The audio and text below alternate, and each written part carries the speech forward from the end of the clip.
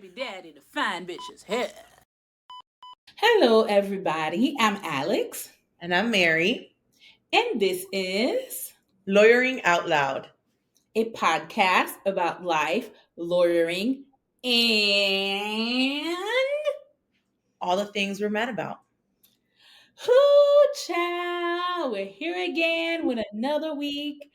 A week of great news. Great news. Great news. Yeah, the predators are afraid, and we love it over here. Yes. And but So you're just going straight into it. child, I'm just so happy I can't contain myself. But tell me how you doing. Let's talk about let's keep the order. How you doing? Let's keep the order. I'm good, tired. This week has been crazy for both of us. Or at least for me. I saw Oh, a little Instagram video you posted about, your days as a housewife now or whatever.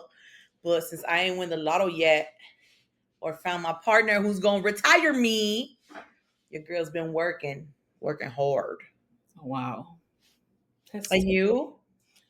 My week has been fabulous. It's been very fabulous. I worked 2 days, 3 days this week, so it was nice. I'm trying to truly move into working part time. So I took it nice and slow. Wait, hold on. That didn't sound nice and slow. Also, Hmm. Usher. Yeah, we're gonna. But I did take it nice and slow, so it was nice. And then, of course, top of the week, I got excellent news that we were one less predator roaming the streets. That's always good news in my book. So I have nothing to complain about. I am well rested, and the ancestors are doing what the ancestors ought to do. hmm And of course, my mood is Free Palestine. At all times. At all times, baby. hmm Because in case there was any doubt as to where we stood on this, Oh no, let there be no doubt. I mean, there isn't. There isn't. But correct. I mean, if you don't know where we stand on this, you must not have been on my socials. and you must not have been listening to our podcast because Correct. Because every chance we get is Free Palestine. Every chance we get. thank Correct.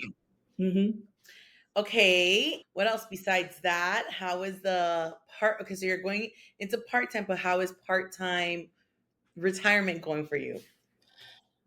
It's going well. I am learning to not worry.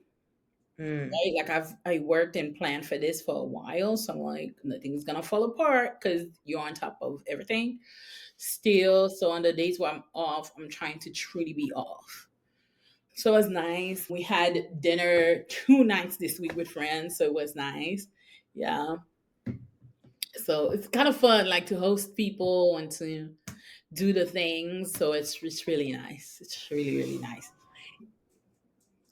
So What were you saying? what about you? Have you been socializing, dating? Actually, funny enough that you say that. This week I experienced a little bit of social anxiety, which Okay. it's so funny because a lot of people don't. They're like, "Yeah, right, you don't go through that," and I'm like, "No, no, no, I very much so go through that." And they're like, "But you're so outgoing." So I went to an attorney event, right, for attorneys in Broward County, criminal defense attorneys, and there were so many people that I knew there, and even with that, I was still like, "I just want to be my little corner." And so that was interesting to be a part of. But I have a good amount of friends that were like, "Come on," and they just walked me through the whole thing. But it was so funny because even they were shocked. They're like, "Mary, since when are you like this?" And I'm like, "I don't know what to tell you. Yeah. I don't know what to tell you." I mean, to me, that's relatable as fuck. I'm like always out there, but like whenever the energy's too much for me, I'm like, give me a drink and abandon me. But Like, also, the energy is always going to be too much when you have too many attorneys in a room, I can't. I can't. right? Like lawyer events stress me out. Stress me out. And I think the reason why it does is because by design. Lawyers just love to talk, and they all talk at the same time because they all like to talk. So how do we interject? I'm like, Objection! I have something to say. Woo, child.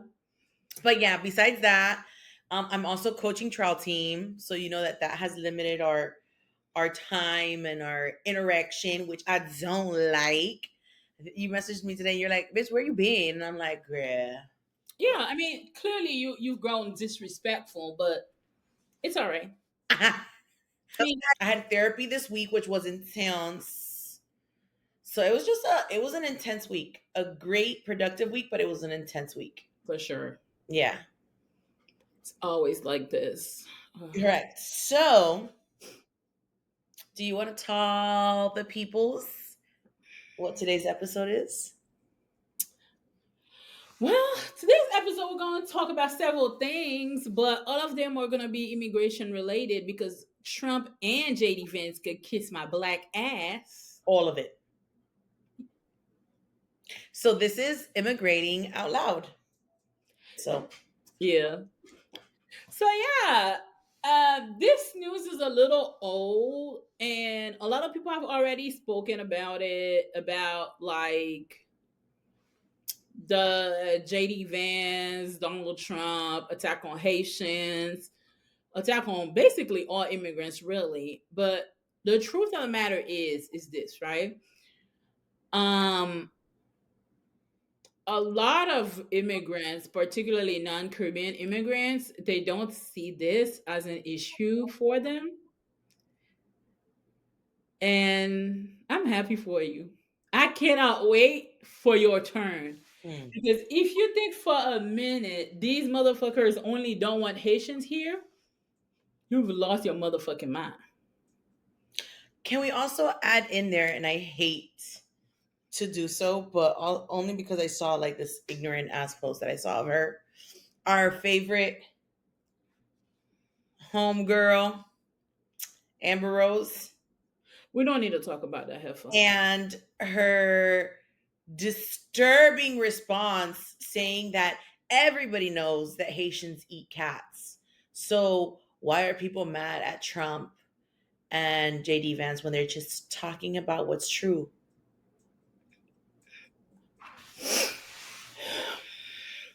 I would say where the fuck did she get that from?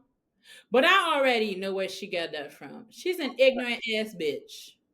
Right. Probably got it from her daddy.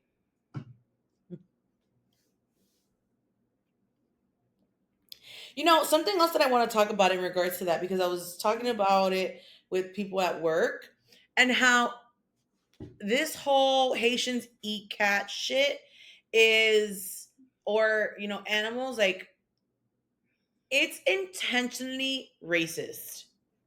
Yeah. And I was telling people that it's been used in the 80s, 90s, early 2000s to villainize Haitians. So this is not just a like, this is not a, oh, maybe it's, No. no, no, no, no, no. It's been used to otherize the Haitian community. Yeah, but it usually was used in the 80s by children, not by geriatric motherfuckers running for office, you know? What's the difference right now? Because Ignorant kids going to high school in Miami-Dade County, okay, they need education. When exactly. you are a geriatric ass motherfucker who should be planning your funeral, you should have bigger fish to fry than repeat stupid ass high school lies. Okay? Actually, fuck everything else. He got indictments to worry about. Don't he got a sentencing coming up? Or are they waiting till after the election for that? Literally the week after the election, I think, is when his sentencing is. Mm. I guess they're trying to decide if they're gonna toss the president in jail or the former president in jail. Stupid thing to do. They never asked me my opinion about nothing about my clients about when they want to toss them to jail. Correct. That part. That But we all know how the system works, so nothing new here. correct. Another thing I wanted to say about the Haitian eating cats thing. is, and I'm gonna say this with a disclaimer. I've never eaten cat, so I don't know what cat tastes like. But if somebody did, so fucking what, bro? Like y'all out here eating rabbits, deer, pigs. Iguanas. What the fuck do y'all think that is? Y'all don't know that some people have pet piglets? Y'all don't know that some people got pet rabbits? Like y'all be eating motherfucking people's pets too. Y'all fucking eat steak. Do you all know that there are certain religion and cultures where you have no business eating cows? Right. Like, let's assume that that was true, right? That Haitian people eat cats.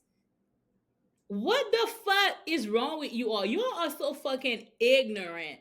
Like you all are so motherfucking ignorant. Like even if Haitian did eat cats,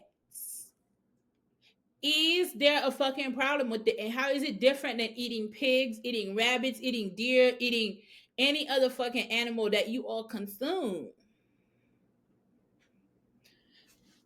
Any Correct. Yeah. And y'all worrying about wrong fucking thing. If that fucking story was true, y'all should be worrying about the theft of somebody else's property, not the fact that it was somebody's pets. Because y'all eat pets all the fucking time. Mm, that part.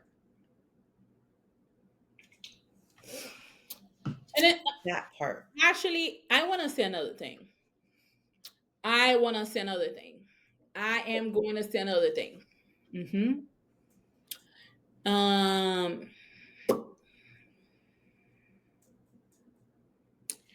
to see JD Vance and Donald Trump, two motherfucking losers who love themselves some foreign pussy, because none of them married white women from America. One of them married a white woman from Europe. One of them married a full-blown South Asian woman. Y'all really do got some motherfucking nerds talking shit about immigrants.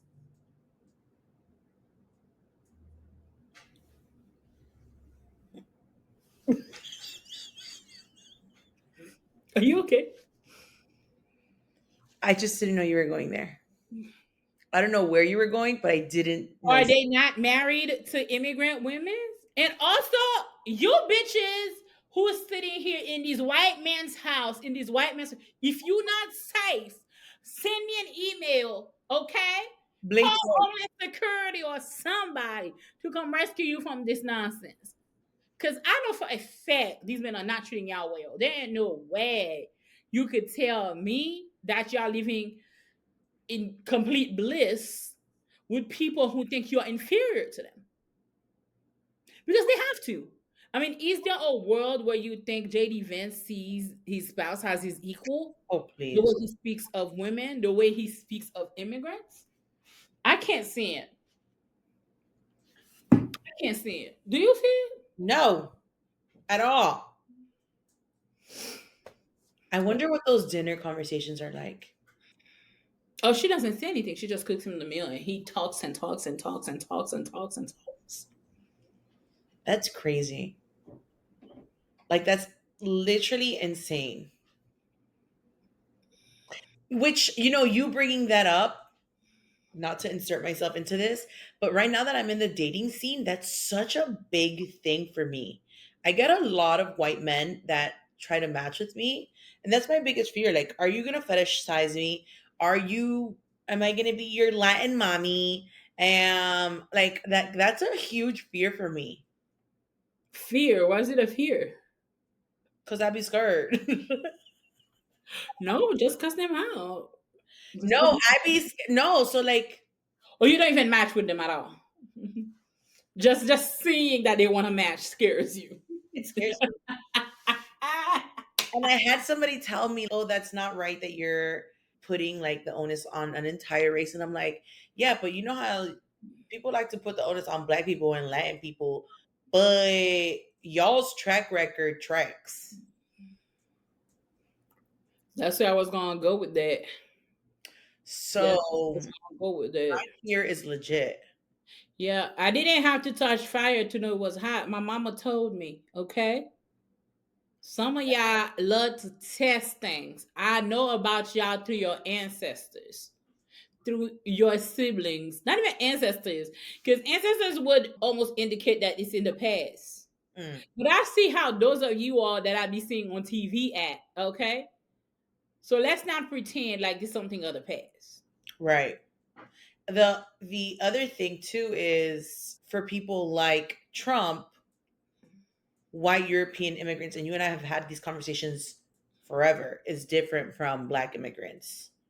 Of course, of course. So what we're mad about has to do with that. Can we talk about, at least for this week, Mhm. what we're mad about? Sorry.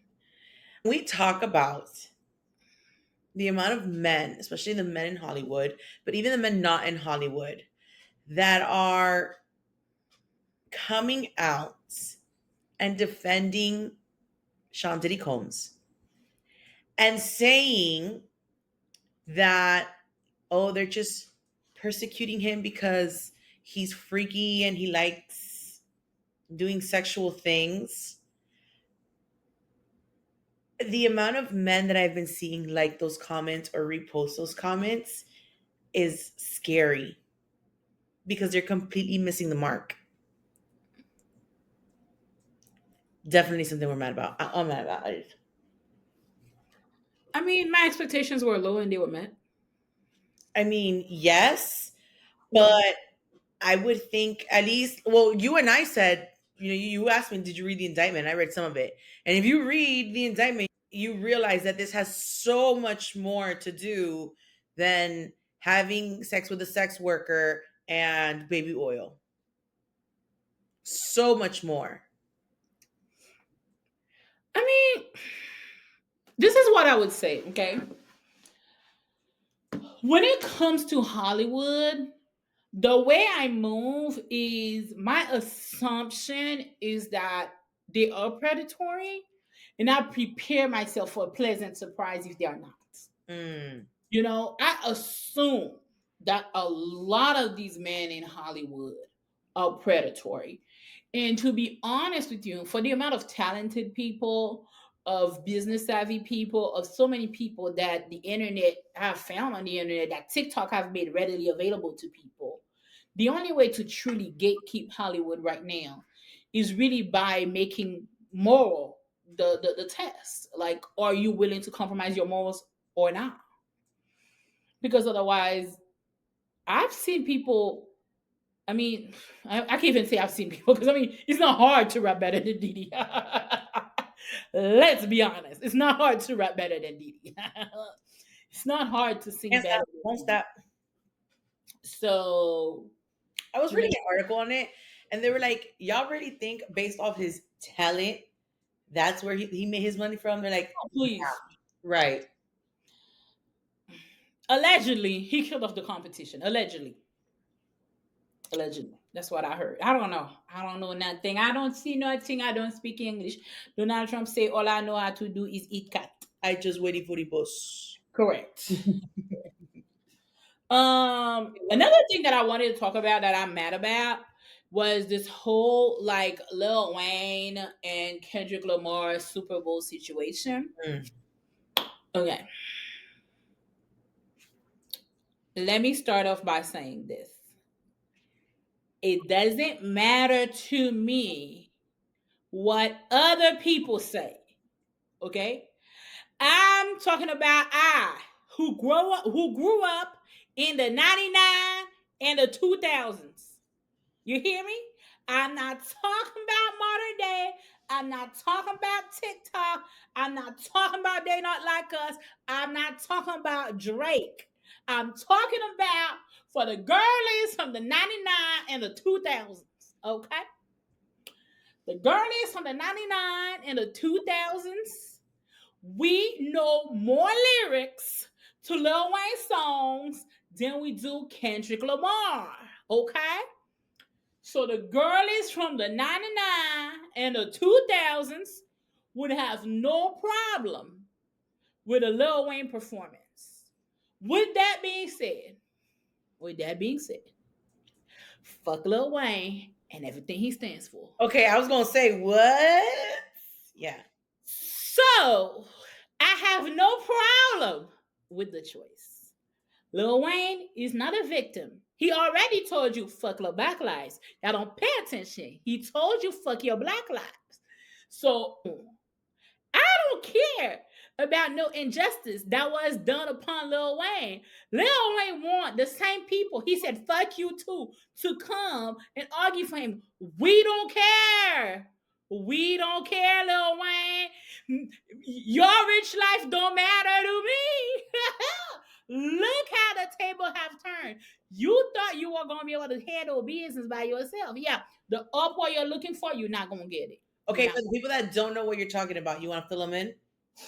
Well, Lil Wayne had done a stupid ass interview, as he often does, and somebody had asked him something about Black Lives Matter, and he said that he was pro police. And I'm sorry, he said he didn't even know what that was. correct, but also we all know that Lil Wayne have a history of being pro police, and we understand. Okay. So that people can understand the historical context. Lil Wayne was severely wounded as a child through an accident involving a firearm, and his life was saved by a police officer. Okay. Who thought he was a little child? I mean, he was young. He was young when that happened. I mean, he was, I think, 15, but no, he was younger than that. But from what I read, they thought he was like 8. Yeah, 8 or 9 because of how little Wayne was. Yeah, I mean, the name fits. I mean, he's still little. But regardless, that's not the point, right? We're not revisiting what happened to him when he was however old he was.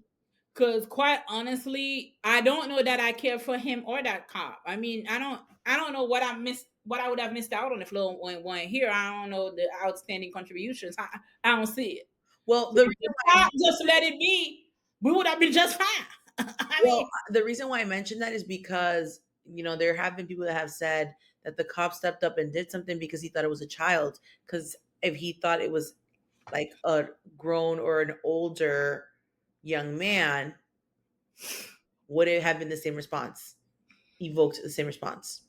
That's speculative, and it is, but tread like tread.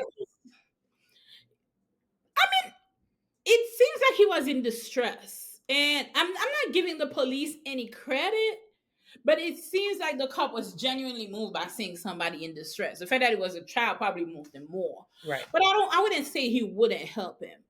With that being said, though, let's keep it honest. Okay, Lil Wayne been to jail a few times, so he's interacting with more bad cops than good ones. Okay. So miss me with this whole bullshit story about the cop that saved your life one time. You met some cops in your life. You can have nuanced conversation unless you're still stupid to do so. In which case, it's okay, because I'm also too stupid to understand why you needed to perform at the Super Bowl over Kendrick Lamar. That's fine, because I don't give a fuck, quite honestly. And the part that really cackled me, that really got to me, was Nicki Minaj's entire whole rant behind it. One thing about Nicki Minaj, one thing about my girl Nicki, can't stand her fucking ass. She will find any issue in the world and find the wrong side and then slide her ass right in it. My girl loves the next rapist as anybody. She loves herself some pedophiles, loves herself some rapists, loves herself some coons, loves herself any and all body who is on the wrong side of just about anything. Because I understand you were quote unquote discovered by Young Money. Just like every freaking body else in Young Money kept their mouth shut, you could have done the same. You could have done the same. Except you cannot resist the opportunity to booty clap for a clown. Not booty clap. That's what I said. I mean, shit, BBL clap, whatever she clapping. But for a clown. for a client.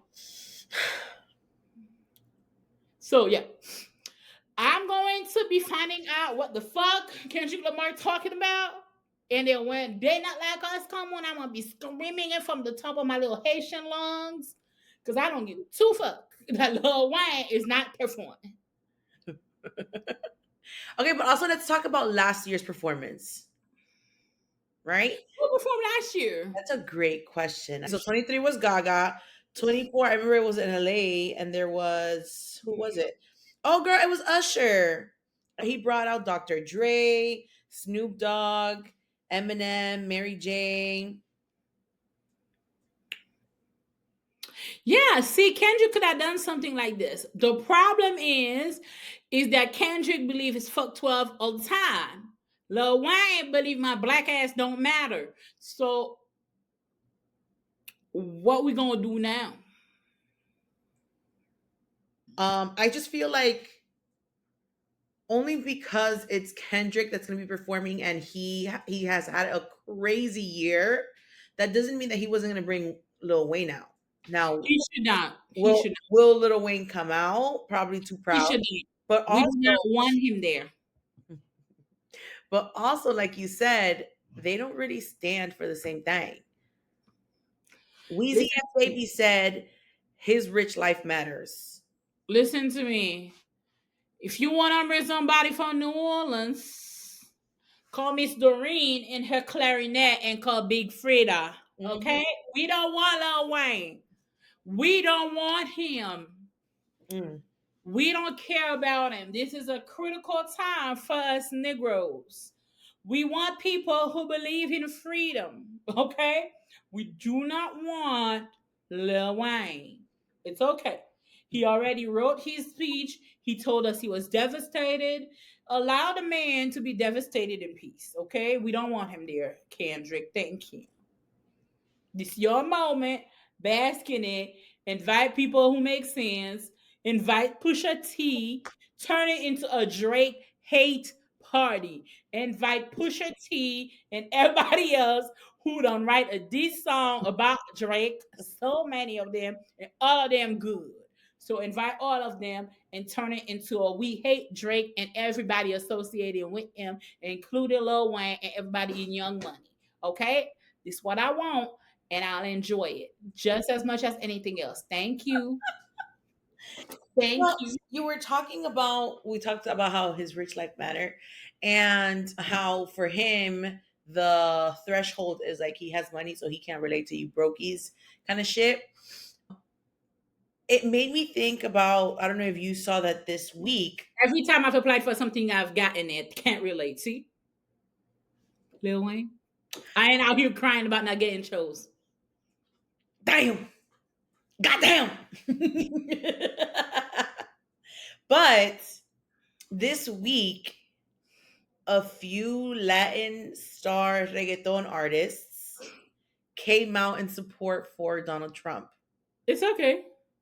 It's okay. And people were like in shock. Some people were in shock. Some people were like, what the hell? How does this add up? And I couldn't help but think, number one, they think they're white passing. And number two, They are white. their With proximity, the term white passing. White passing is not a race. They are white. their They're acting white. their proximity to money, right, is what has led them to think or even associate with someone like Donald Trump. And I think it's the same thing when someone like Lil Wayne, whose money has led him to believe that he's Wheezy F. So other black people's issues aren't his issues. Well, I think Donald Trump had um either pardoned Lil Wayne or given Lil Wayne a favor as well. So I know it was he, Kodak. I don't know about Wayne. no, he definitely did something. You looking it up? Yeah, Little Wayne is pardoned by Donald Trump after Mm. endorsing him for president in 2021. Can you imagine? That's crazy. Yes, I can. This is the man who literally said, fuck me. Girl, yes, I can. Yes, I can imagine. Right. Yes, I can. Lil Wayne, listen to me. This is the thing. This is the thing um that I always talk about is xenophobia is not race specific. A lot of black Americans hate black immigrants. Yeah. They hate all immigrants. Like to see black American people tell people to go back where they come from is a sight to see. Crazy. I don't even know if it's pitiful. I think it's funny. I think it's funny because where the fuck do you think you come from? That part. But I mean, again, these we also have this is the thing. I think a lot of people. This is why I tell people all the time when I hear people talk about they won't date somebody who's a Republican or they can be friends with a Republican. We need to invest in value based conversations because do rich people have Republican values? No, not necessarily. But is their capital protected by Republicans? Yeah. So they're gonna vote for it. Is Lil Wayne somebody who likes drugs? Probably had a couple of girls pregnant for him who has had abortions. Somebody who is in Hollywood where a lot of the fashion, a lot of the music stuff is ran by like queer folks. Is are these people necessarily have Republican values? No. But do they like the fact that Republicans believe in protecting their capital? Sure. Hmm. Um, does having democratic value automatically means more righteousness? Absolutely not. Right. Right. Absolutely not.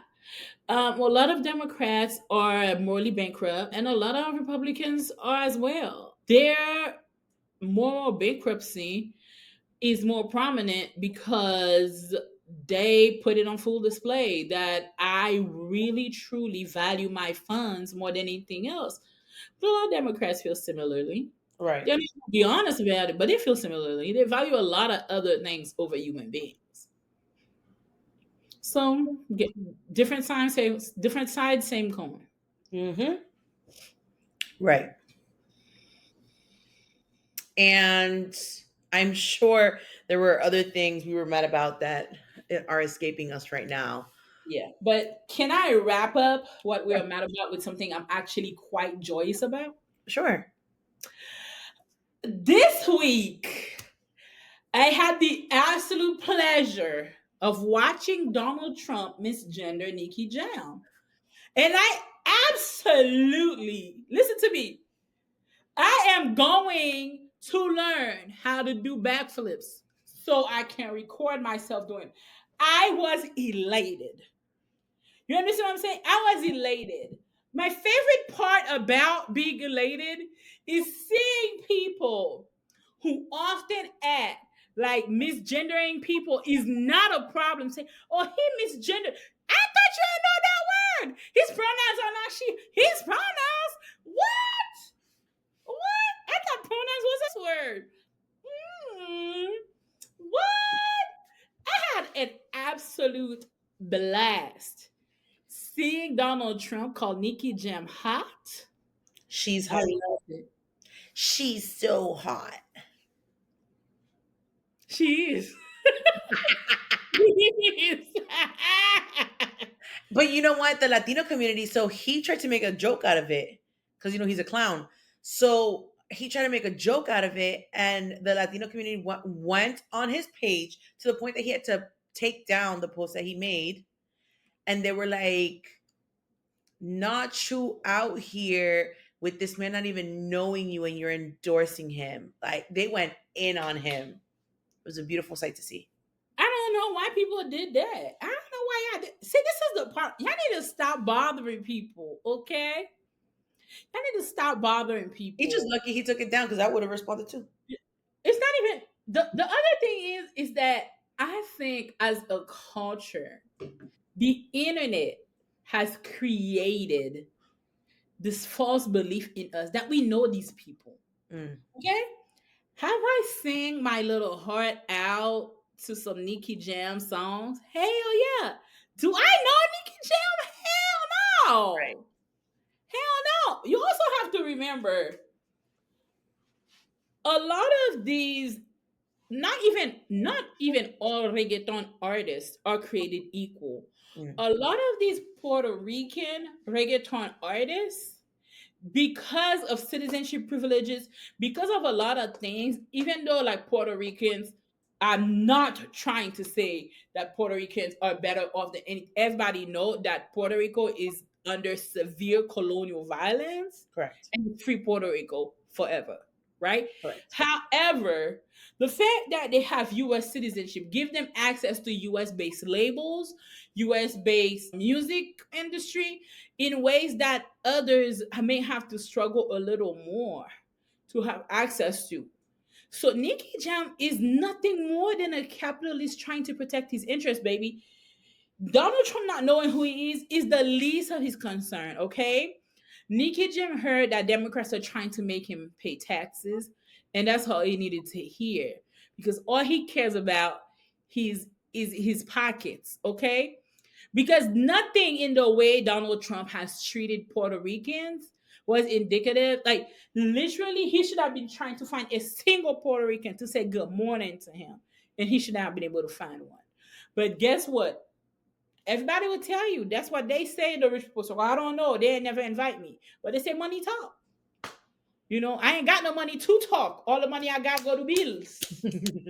So I ain't got nothing left over to see if they could talk, walk, sleep, or whatever else. However, the truth of the matter is, he don't give a shit about Latinos. He don't even give a shit about Puerto Ricans, right? He don't give a shit about Puerto Ricans because when that man went and insulted these folks after the hurricane, I mean, come on. He don't give a fuck about Puerto Ricans, let alone the Latina community, let alone the broader immigrant community. Nicky Jam is here to defend his Coens and his Coens only. And I'm gonna need y'all to learn to know the difference between a performer Mm, that is here to entertain you and a leader. Nicky Jam is not your leader.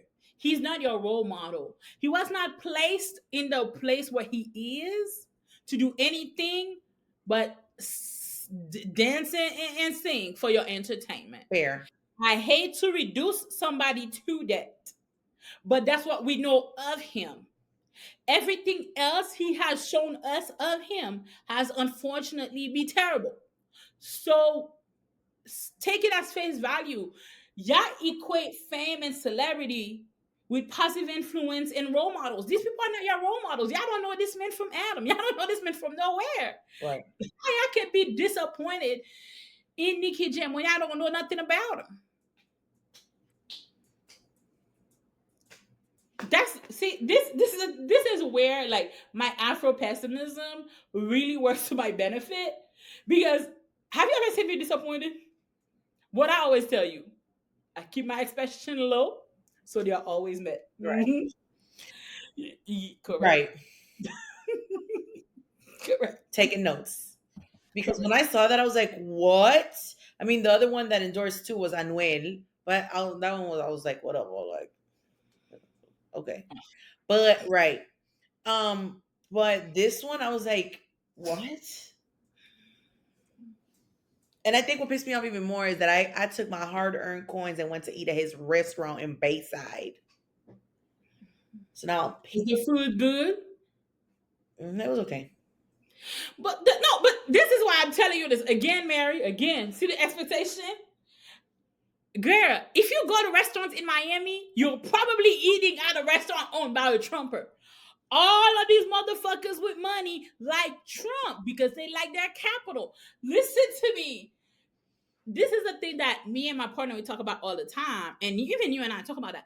There is no such thing as ethical consumption under capitalism. Mm, We could try to reduce harm in the things that we consume, but we cannot lead an ethical life consuming under capitalism. Everything under capitalism is directly linked to subjugation, to oppression, to violence, to imperial and colonial violence. There is no way you can go eat at a restaurant in Miami in like the likelihood of the owner being a Trump supporter, particularly if it's not owned by like a black immigrant or an African American, is like close to none. You're right. All of them motherfuckers love Trump. You ain't wrong. So now you dare to decompress from the stress that, guess what? Capitalism. You're there to decompress from the stress that capitalism imposed upon you. And what you do your part. You tip the service workers well. You treat them with respect because you know you are no better than any motherfucker in that place, and Right. you walk out. Because if you try to be ethical, let me explain something to you. You're gonna say, I'm not gonna eat at a restaurant. Where you from buy your groceries? At Publix, who's funding conversion therapy, at Whole Foods, who's doing wage theft, at Amazon, where Jeff Bezos is literally running sweatshops. Where you gonna buy a grocery? Like, there is no Walmart, the Walton family. I mean, come on, you know what I'm saying? It's Right. like when you go to a place to get reprieve from even more capitalist violence, if you start worrying about who owns what and what, especially in a place like Miami, you're completely fucked. Correct. Like Atlanta, you find yourself many old pretty little places, even upscale places that endorse Kamala. But that's because of how the demographic of Atlanta is. But in Miami, the movers and shakers, a lot of them are white Cubans, a lot of them are white. They're gonna like Trump, So baby. this is a refresh to 2 episodes ago when I said I was moving to Georgia. Welcome to the good life, baby. You should. You should. If you're trying to go to a restaurant and be 100% sure they didn't endorse Trump, your best bet is probably to just move to Georgia. Mm. Unfortunately, I mean, we've talked about this a lot. Right. I mean, they love them some Republican values over in Right. Miami.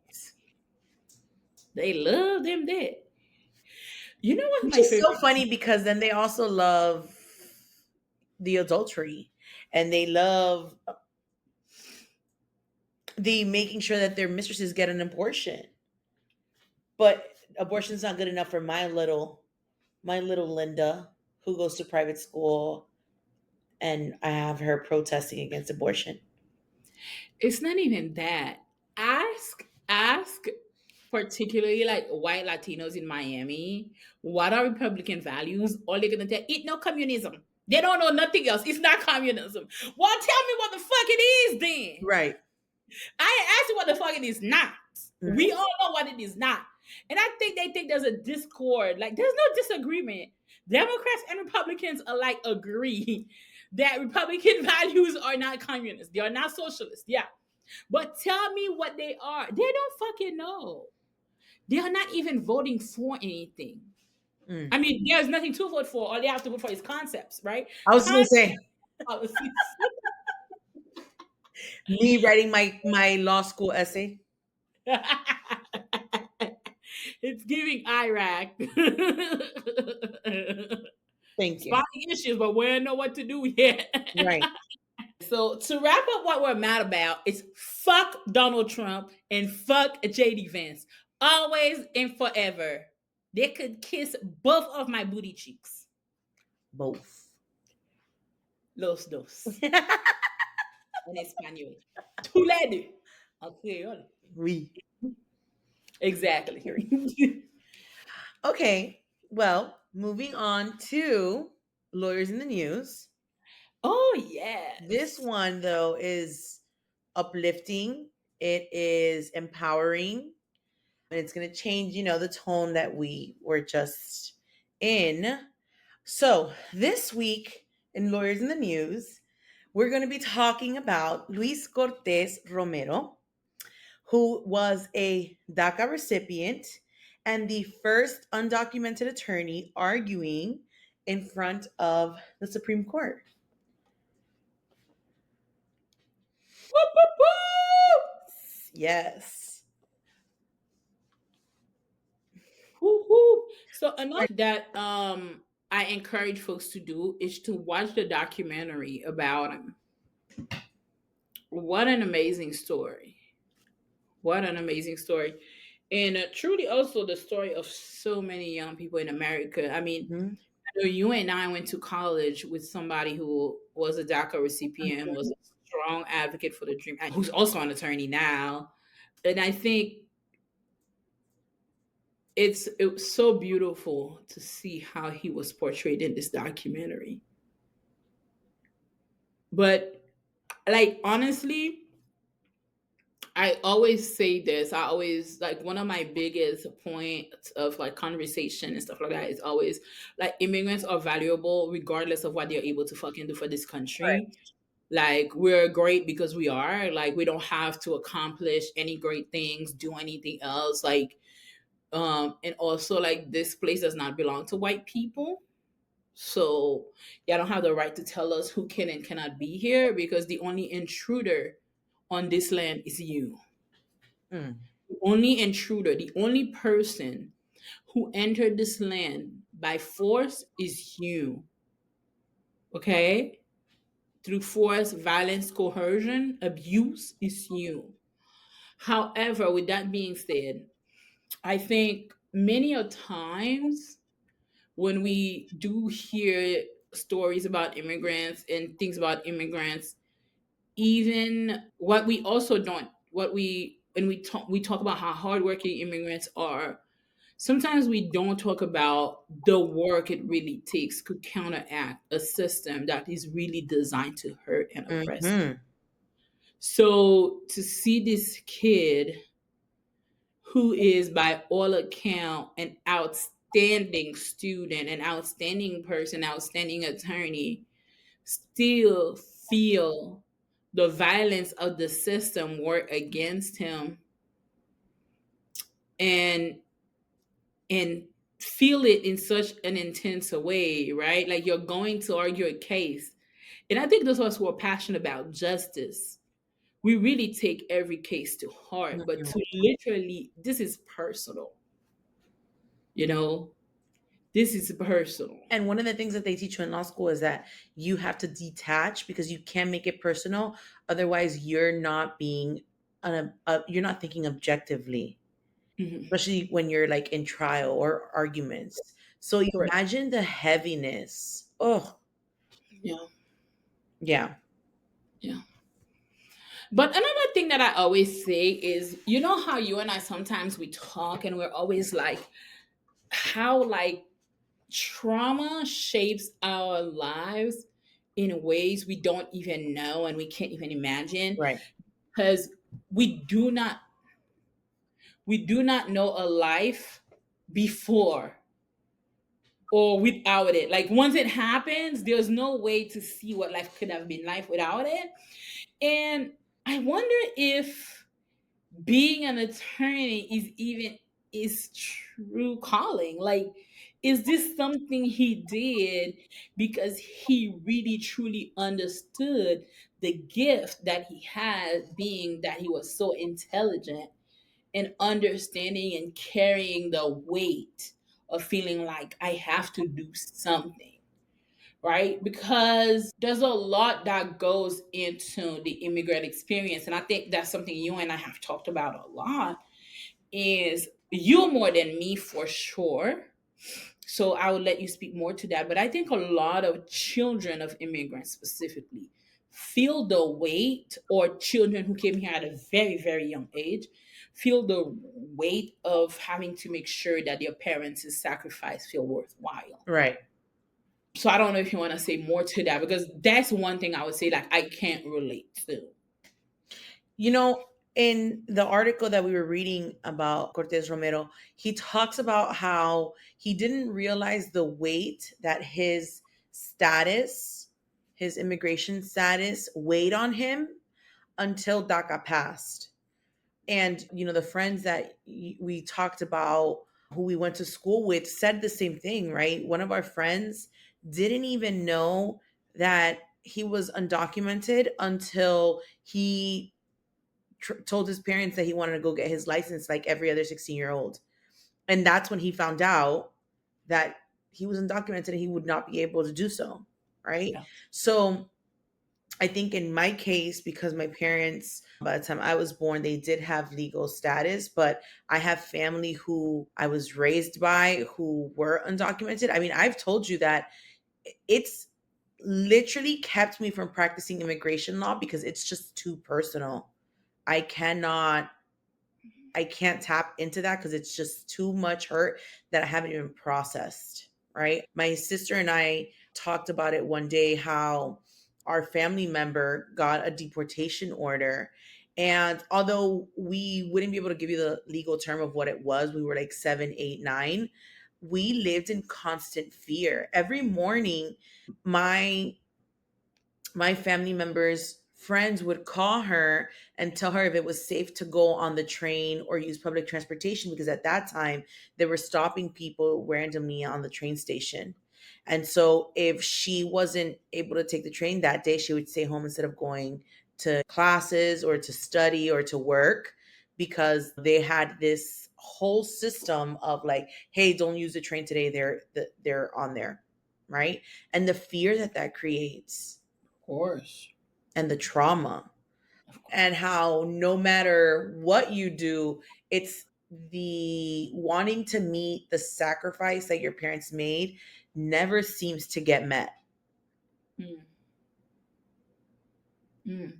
Yeah, So, do you feel like even now that you've done all of these great things, do you still feel like there's more you need to for do? sure. Especially as a public servant doing work where you don't get paid.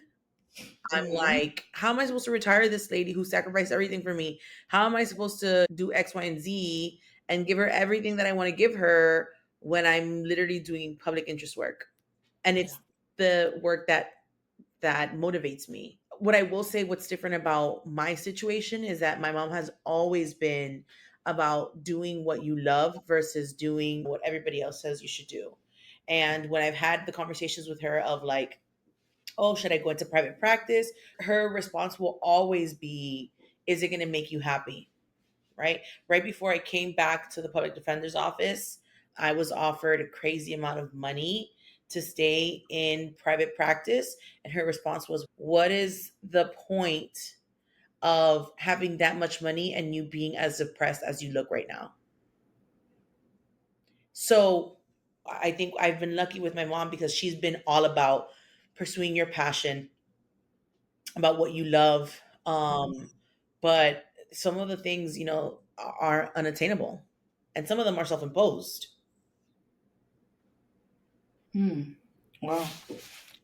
That's a lot. So, for you, is the goal then to retire her? Is that like the goal, or do you feel like after you retire her, you're gonna be wanting to do something There's else? probably going to be more. Yeah. I for sure don't want her to worry about money. Okay. I for sure want her to do what she's passionate about. My mom, when she came here, has done jobs that other people would not want to do. She was a gas station clerk and she would work the night shift. She's worked as housekeeping, right? All things that she doesn't really like to do, but she's like, oh, I had to do what I had to do. Right. Guatemala, she had like an associate's in accounting and she loves doing accounting and numbers and all that. And recently we had a conversation where she says that she wished she could be a nurse. And Oh. I'm like, yeah, like I want to have enough money where that I can be like, yeah, go to school, go do whatever it is that you want to do. So, the goal is not just retiring her, it's the freedom that it would give her to do what she wants. Because even to this day, she hasn't taken the time to be like, you know what, this is what I want to do. Yeah. But she did everything in her power to make sure that we got that chance, Yeah. my sister and I. She really did a great job with you too. Like she really did a great job. Yeah. And I'm not even just saying that because you're here, because I don't even like you. I'd have told you to stay straight to your face. I'm like, well, she tried. Nah, she really did try. No, but she really did an excellent job. You are a wonderful, wonderful person. She did a great job raising y'all with the right values or whatever. Sometimes you get on my nerves, but That you love me. Stop playing.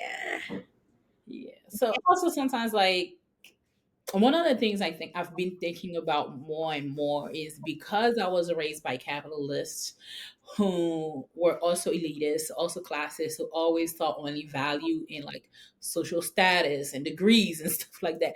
I mean, oftentimes people in my family are like, "Are you gonna get a PhD? Because like we can't call you a doctor with a law degree. Like, what is this?" So because I was raised in this environment, I never truly took the time to appreciate that. Like some people just really take joy in being a mom, right? Like just being a mom Right. is what they really like. So like as much as like your mom might say, I might want to be a nurse, stuff like that, but seeing you girls happy might really fulfill her. Oh no, and she You says that she does. But as you know, my grandmother passed a year and a half ago. And it was interesting for me to hear her say that she wanted to be a nurse because for the past 11 years we were taking care of my grandmother, right? And Yeah. that weighed so heavy on my mom. I think her biggest regret was that she couldn't stop working to solely take care of my grandmother. And like the burnout of being a caretaker and all that, that shit was real. Because she and I took care of my grandmother, you know what I mean? So even thinking back on certain conversations we've had, she's been like, I could have been a little bit nicer. I was just so tired when I had to make her food or I had to do X, Y, and Z and blah blah. And so to hear her say that, not that she wants to go back into that environment, was interesting for me. And the other thing that she did say is she either wants to be a nurse or she wants to work with preschoolers. So now you know where you and your sister get it Oh, for from. sure. It's so funny that you say that because my mom came here and she was very much about like allowing other people to tell her where she should stand as a Catholic woman in X, Y, and Z. Mhm. But when she was in Guatemala, she would go, and it was the Civil War was happening. She would go protest. She would go to the student union protests that the students were leading. She was a part of all of that. And when I found that out, it totally made sense where I get it from, right? Yeah. But it's so funny because then we get here and when I would either go with you or we would go to a protest, she'd be like, Manita, just be careful, blah blah blah. And I'm like, where did this fear come from? I I can't imagine who you were when you were younger and you would just like go and protest and do all this stuff, and now you live in fear. You know what I mean? And I think that for sure had to do with her coming over here, having to be a single parent and all that. Yeah. So the dreams that immigration, crushes. So when people are like, "Oh, go back to your country," bitch. If I could, I would. Like, if I could have a good life over there, you think I would be over here?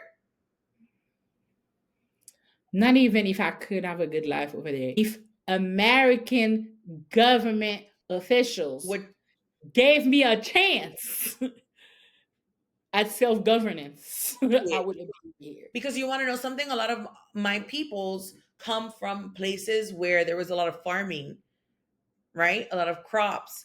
And the US government and US companies went over there, destroyed our lands, and then a lot of people from Central America, South America came up here to help us, what is it? Like do the agriculture in our lands because they lost everything back over there.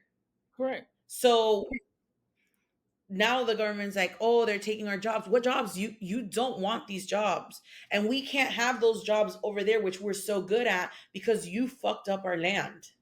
Yeah. And also, can we talk about the fact that every war, every civil war, every rebel group that has terrorized every country in Central America have been funded for, created, backed by American economy, American politics. Correct. The US government is responsible for destabilizing every government in the region, from the Caribbean to South America to Central America. Every destabilized government has been caused by American foreign policies. Correct. If you don't believe me, go read. And then Okay. after you read, you can come and say you're welcome because I don't argue with idiots. Correct. Correct. So it's just so interesting to me when people are like, "Oh, these immigrants, these blah blah blah." When Trump was in office and was like, "Oh, the Mexican government should serve as a middleman between us and the rest of Central South America," but you have your armies and your guards going in and terrorizing Mexican people at the border, but you want them to Correct. bend over and just do whatever you want because that's what other countries do. I mean, but let's keep it a buck. Mexico kind of did. Mexico kind of did. They did. Because what country would allow another country to create a program or their land saying people need to stay in your country? Crazy. Whatever the hell happened to international law and sovereignty and all this bullshit? Well, that only exists if you're a white country. Yeah, if Like Russia's Ukraine. trying to invade Ukraine, nothing Right. else. Like Ukraine. Yeah. Yeah, That doesn't exist with Palestine. That correct. doesn't exist with Sudan. It doesn't exist With Mexico, with honestly. Mexico. It doesn't exist with Puerto Rico. It doesn't exist with Haiti. It doesn't, Girl, we could spend a whole night listing all I the think places. Might as well just say it only exists for Western Europe and North America minus Mexico. It might be easier, or maybe we could throw Australia in there or whatever. But I mean, even then, we have the Aboriginals. correct, correct, Yeah. correct. So But it's so interesting that you say that because then, I know that some people probably listen to our podcast and they're like, are they always going to talk about race? The thing is that it's so deeply intertwined into the very fabric of this nation, of our everyday lives. Like, how could we not? I know that people look at our podcast and they're like, you're talking about emotions today. Why are you talking about race? Because it's so deeply intertwined in our everyday lives. For me, it's jarring that people don't recognize how white supremacy and all of these socioeconomic, how all of this is so intertwined. And I think what helps other people continue to navigate life and think that this is not their problem is detaching themselves from realizing just how prominent it's intertwined in our lives. I mean, I hear you, but like I will stop talking about race eventually. When I'm no longer black in America, I will stop talking about race. Hmm. So never. Make me not black. No, I mean, I'm not even gonna say America because even if I was black in my country, it still affects me because your colonial government cannot keep their paws off of my land. But it doesn't So even have to be my colonial government, girl, because your government within itself, there's my colorism. government is an American plant. What are you talking about? There is no government in my country. My government was created by American people. So what I said still stand. There's no Haitian government. Right, Haitian people do especially not now. But elect these people. We don't want them. We didn't choose them. As a matter of fact, we didn't know where the fucking motherfuckers was at, and we never called for them. So no. So those are Americans. what I'm Those also talking about is when we talk about classism, elitism, in your country, in my country, it's so prominent because you could be black, but if you're lighter than in our countries, you move up two steps on the ladder. well, Dominicans are not black, so Right. that yeah, Right. We're not black. We're Dominicans. yeah. I know black. Right. Like Dominican. Right. Why you looking at Dominican motherfuckers who are darker than me talking about I know black? Bitch, what the fuck are you then? Bitch, what the fuck are you? Cause I is black. So if I black and you darker than me, how are you no black? Correct. Okay, but we have to have an episode just covering Hispaniola and the deep seated root in there because I mean I can hold them responsible for thinking like that, but we literally had governments, we had presidents in office who would literally use baby powder to make themselves look lighter in pictures. Okay. So you get what I mean? Like But they know black. it's Yeah.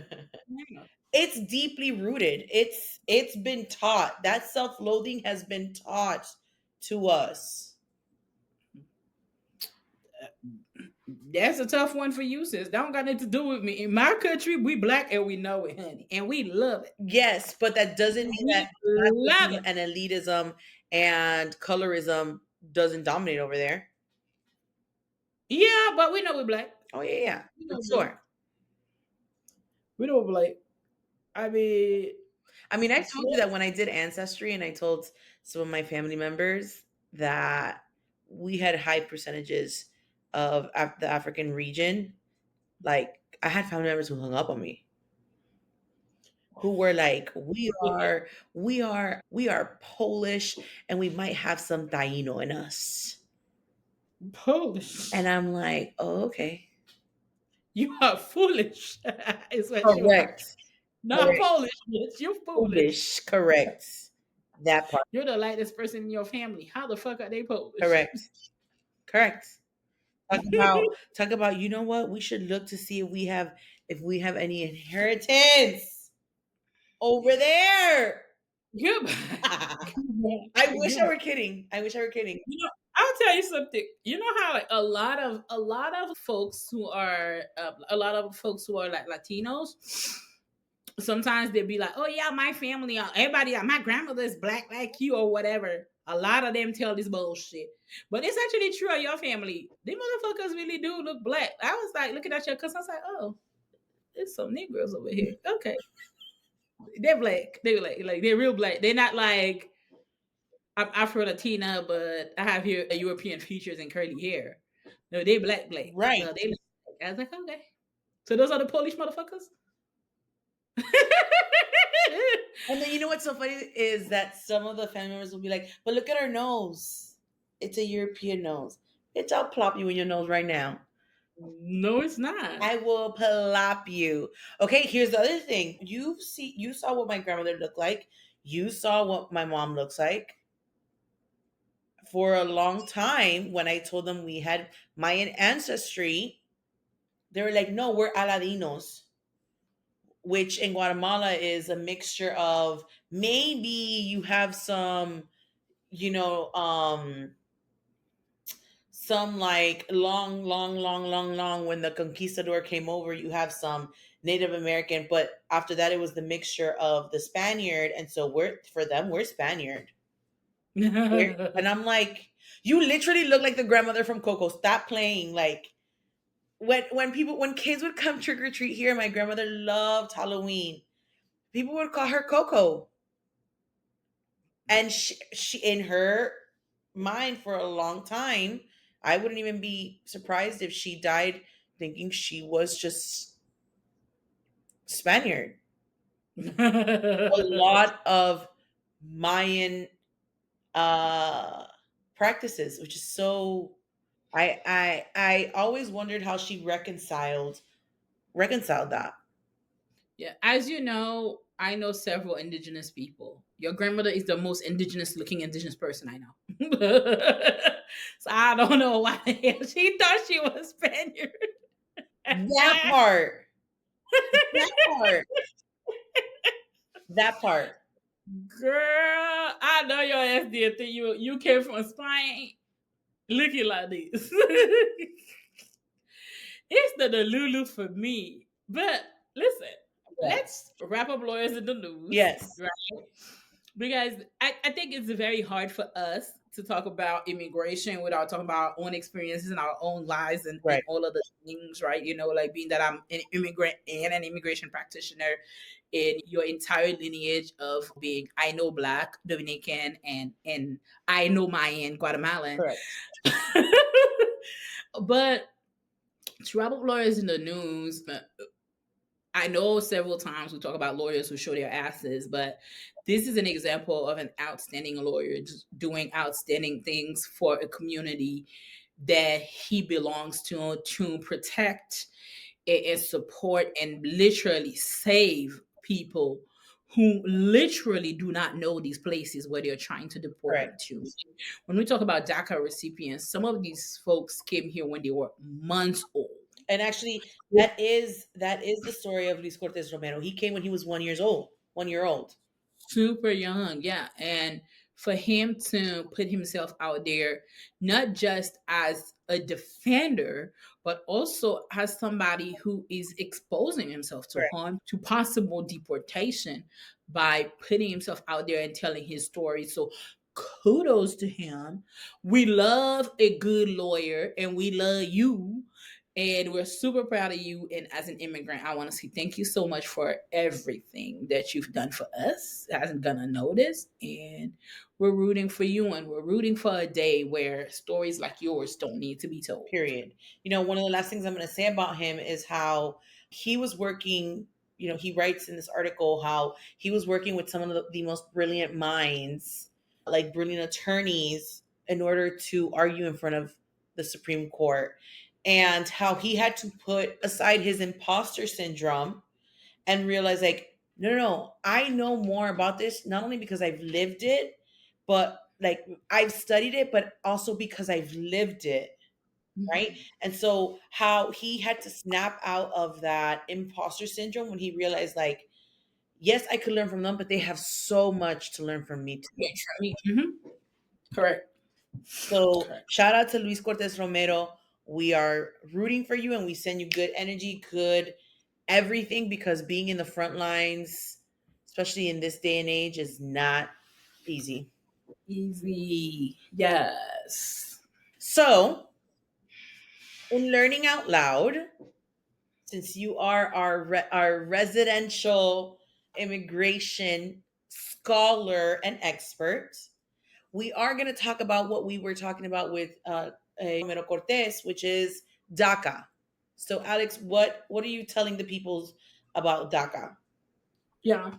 So one of the things that I always tell people is there's so much misinformation around just immigration status in general. I remember around the time that DACA was announced, I was like, oh my God, Obama's allowing all these illegals or whatever. Context. I do not use the word illegal, okay? I used it because that's what folks were saying, okay? So I do not refer to folks as illegal. First of all, the legal system in the United States is bogus. So nobody's illegal under this bullshit. Um, so, but DACA actually only applied to a very distinct group of people, a very limited group of people. And it actually left a lot of people who grew up in America still disenfranchised, still unprotected. And also, DACA is not permanent status. You can never become a US citizen having received DACA. You can never become a permanent resident from having DACA.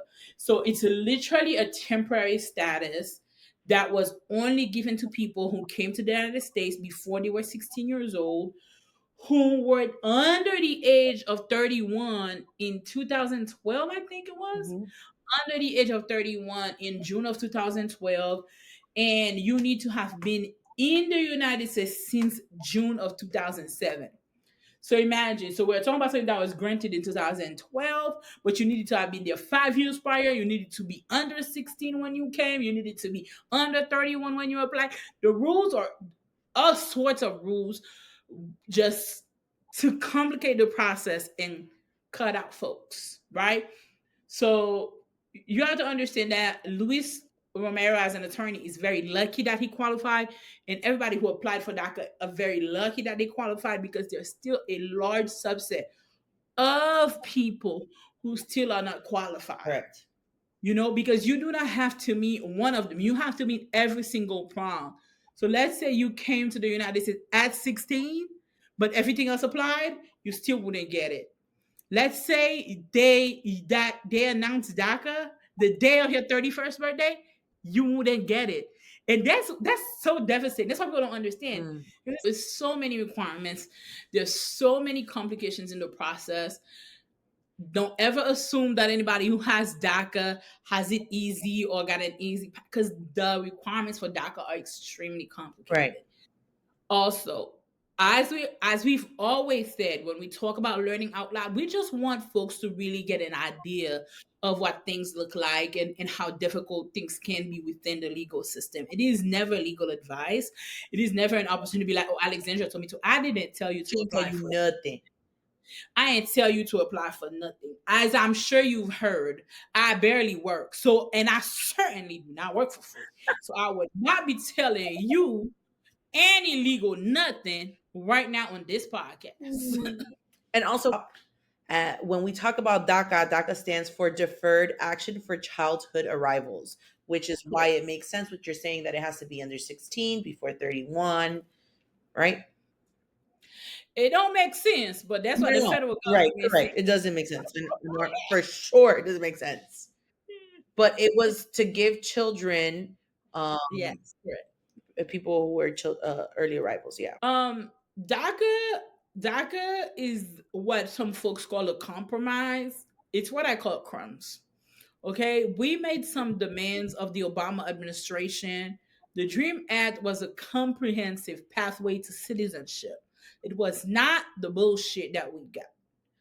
And the subsequent administration proved to you how fragile DACA really was and how easy it was to attack. And that's how Luis ended up in front of the Supreme Court arguing his little heart out, is truly because there was no teeth to DACA. And DACA was not a compromise, it was a slap in the face. It was disrespectful. Barack Obama disrespected young people who stood in the trenches for him. That's what he did. He slapped us in the face and spit in our face. Yes, he did. As somebody, as you know, Mary, like a lot of my journey through activism in the United States started with the Dream Act. I feel extremely offended by DACA as a solution, as a response to the requests that were made of Barack Obama and his administration. And when people ask me why I am not a fan of Obama, those are the reasons why. Those are the reasons why. It's because we, as a country, we are so used to getting gaslit by politicians that we forget that we still can hold them accountable. Like Barack Obama gaslit everybody with DACA. And we are not honest about that because we had Trump, who is worse. But Barack Obama really gaslit us when he passed this and claimed that it was a dreamer's dream or a dream. It's not. It is disrespect. Mm. It is disrespect. So I'm gonna get off of my high horses. But I don't think I was on my high horses, but I did want to share that as well as a little piece about DACA as well. And I think it is something to learn, right? Like there is a lesson to be had about how we advocate for immigration in the future based on everything that transpired with the Dream Act and how we ended up with DACA. So the next president we have, I hear y'all telling people to go vote for the lady. If the lady's president, please ensure that it is comprehensive, bigot-proof immigration solutions. And also with DACA, and correct me if I'm wrong, you can there's no longer an acceptance of initial applications, but there is renewal of DACA, correct? For DACA recipients, they can continue to renew, but as of right now, there isn't, you can't apply for DACA at this moment if you didn't previously have it. Yes, I believe so. I haven't done a DACA application in a long time, but you are absolutely correct. You are absolutely correct. Again, shows you the failures of the Obama administration and the reason why. And I think that's what it is as well. When those of us who are advocates, who are truly like entrenched in this fight for liberation, sometimes we seem to be constantly unhappy, constantly disappointed. It's like we're like, oh, you have a difficult time, you're hard to please. There is nothing to celebrate here. This man left office and the next bigot in line ravaged the whole program, like destroyed so many lives for shits and giggles.